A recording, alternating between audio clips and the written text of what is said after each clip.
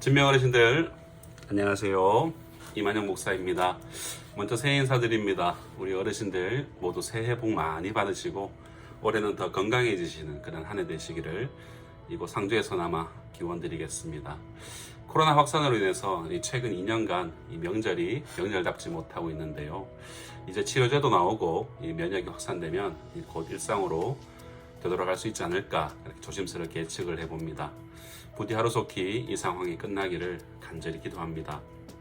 아무튼 우리가 설 명절이 되면 사람들은 이 고향을 생각하거나 이 고향으로 발걸음을 옮기게 되죠. 아무리 길이 막혀도 고향 가는 길은 행복합니다. 왜냐하면 고향은 우리의 정체성을 확인하는 이 마음의 본 고장이기 때문이죠. 우리가 태어난 곳이요, 어린 시절의 추억이 담긴 곳이기 때문입니다.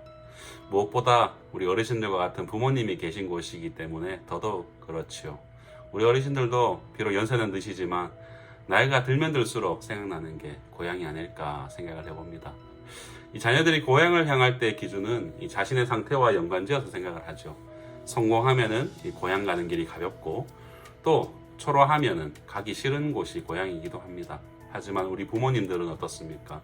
이 자녀들의 상태와 상관없이 그저 자녀들과 함께 지낼 수 있는 것만으로도 행복해합니다. 그동안 살아왔던 이야기, 여러 가지 손주들이 자라왔던 이야기 이런 것들을 듣고 싶어서 이 부모님들은 한결같이 자녀들을 기다리죠. 이런 부모의 마음을 가진 한 아버지가 오늘 우리와 함께 읽게 될 이 성경 말씀에 나오게 됩니다. 탕자의 비유로 널리 알려진 이 말씀을 탕부 하나님이라는 주제로 바꾸어서 우리의 시각을 자녀의 입장에서 이 아버지의 관점으로 바라보려고 합니다. 오늘 본문의 주인공은 바로 이런 아들이 아니라 아들을 위해 모든 것을 희생하는 아버지, 탕부의 아버지라는 것이죠. 그 아버지는 어떤 아버지인지 오늘 말씀을 통해서 함께 살펴보고자 합니다. 오늘 우리에게 주신 말씀은 누가복음 15장 17절에서 24절입니다. 제가 봉독해 드리겠습니다.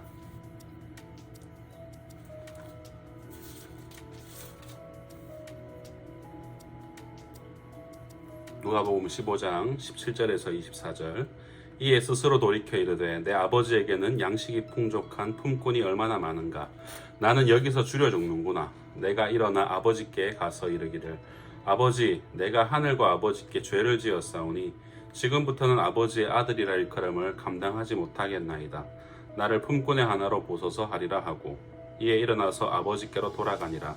아직도 거리가 먼데 아버지가 그를 보고 측은히 여겨 달려가 목을 안고 입을 맞추니 아들이 이르되 아버지, 내가 하늘과 아버지께 죄를 지었사오니 지금부터는 아버지의 아들이라 일컬음을 감당하지 못하겠나이다 하나 아버지는 종들에게 이르되 제일 좋은 옷을 떼어다가 입히고 손에 가락지를 끼우고 발에 신을 신기라.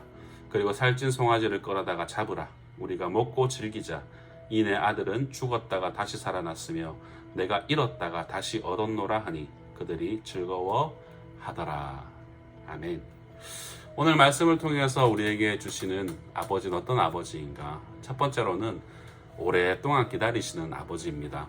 철없던 둘째 아들이 자신의 재산을 무작정 아버지께 달라고 합니다. 그리고 그것을 받아서 자신이 받은 이 재산을 싸들고 이 먼 나라로 가게 됩니다.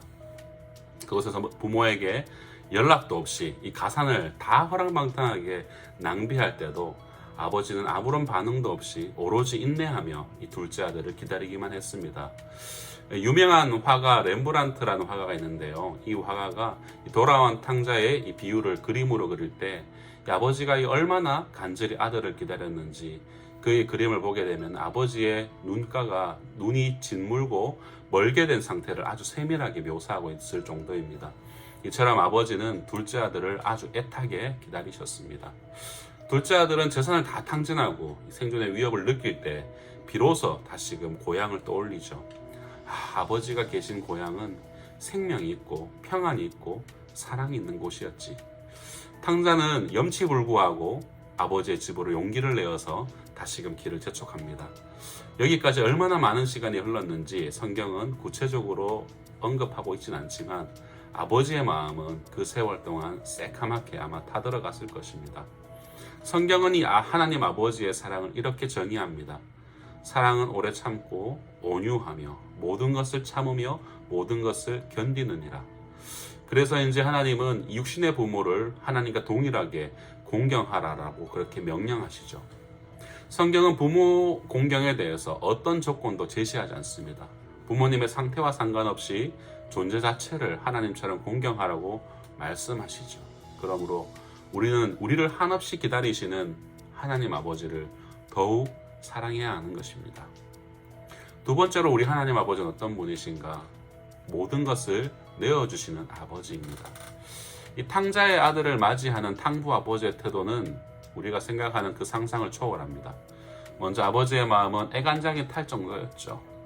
오늘 본문 말씀 20절에서 그 아들을 측은히 여겨라는 이 말은 안타까운 장면을 보면서 이 내장까지 일렁일 정도로 마음이 아파서 견딜 수 없는 상태, 그런 상태를 뜻하는 단어입니다.